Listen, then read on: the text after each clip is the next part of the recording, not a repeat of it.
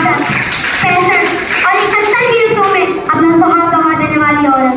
जब घर के हालात कुछ यूं हुआ करते थे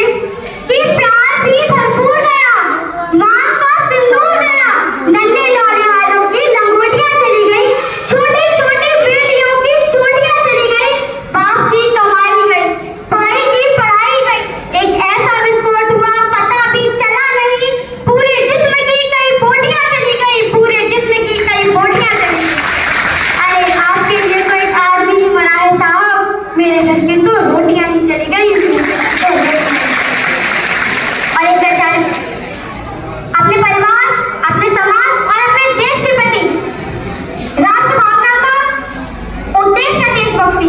हर देशद्रोही के जीवन में आने वाला तूफान है हमारी सच्ची देशभक्ति, ताकि हर देशद्रोही ये जान सके, समझ सके कि तू परिंदा है तो ये आसमान तेरा है,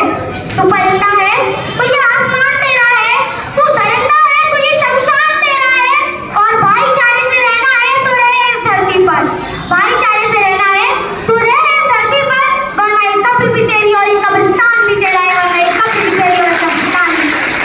क्या यही सच्ची देशभक्ति और यही सच्चा राष्ट्र प्रेम कि न सरकार मेरी है न रोग मेरा है, न सरकार मेरी है न रोग मेरा है, और ना ही बड़ा सा नाम मेरा है, बस इतनी सी बात का गुरूर है मुझे, बस इतनी सी बात का गुरूर है मुझे कि मैं भारत की हूँ और ये भारत मेरा है, मैं भारत की हूँ और ये भारत मेरा है। और एक वैचारिक बीमारी जो मुझे समाज में नजर आती है,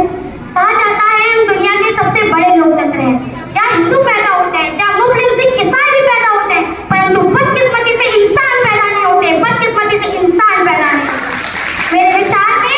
ना हिंदू की जरूरत है ना मुसलमान की जरूरत है, ना हिंदू की जरूरत है ना मुसलमान की जरूरत है, राष्ट्र निर्माण के लिए केवल एक सच्चे इंसान की जरूरत है, केवल एक सच्चे इंसान की जरूरत है। और जरा सोच कर देखिए कि ये पेड़ पौधे और ये शाखाएं भी परेशान हो जाए,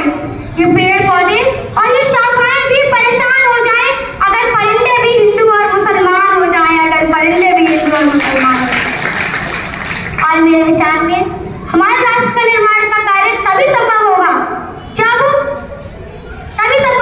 नारी की पूजा के साथ साथ उसकी इज्जत भी की जाएगी, और स्वच्छ भारत अभियान में देश का प्रत्येक व्यक्ति हाथ बटाएगा, स्वच्छ भारत को दिल से अपनाएगा, स्वच्छ भारत को दिल से अपनाएगा। I am proud to be an Indian, I am proud to be an Indian। और मैं सलाम करना चाहूंगी